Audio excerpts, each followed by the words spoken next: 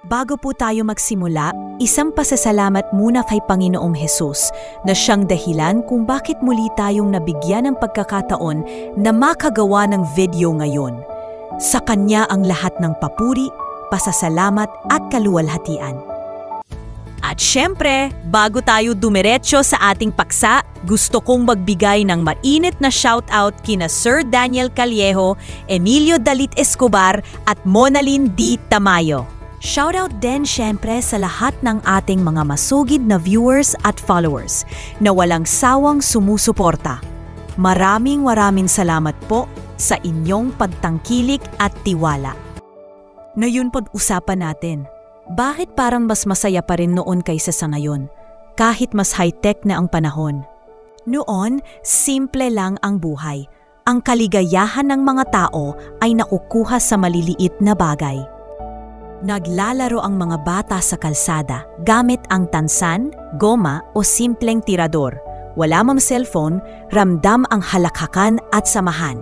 Sa hapagkainan, buo ang pamilya, sabay-sabay kumakain at nagkakakwentuhan. Ang pagkakaibigan, tunay at totoo. Walang filter, walang like button, pero ramdam mo ang tunay na suporta. Ngayon, oo nga't moderno na tayo. Mabilis na ang komunikasyon, abot kamay ang kaalaman, at halos lahat ng bagay ay napapadali dahil sa teknolohiya. Pero kapalit nito, unti-unting nababawasan ang tunay na koneksyon ng tao sa isa't isa.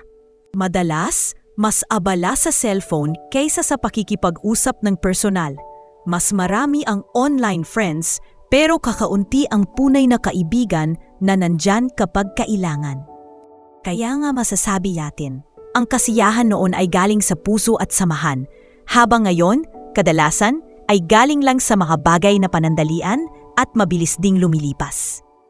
At ito ang paalala ng Biblia sa Mateo 6:21. Sapagkat kung nasaan ang iyong kayamanan, naroroon din naman ang iyong puso. Ang tunay na ligaya ay hindi nakasalalay sa material o teknolohiya, kundi sa mga bagay na may halaga sa harap ng Diyos. Ang pagmamahal, pagkakaibigan, at ang pananampalataya. Ikaw, ano ang nasasabi mo? Alin ang mas masaya, noon o ngayon? Have a blessed Sunday.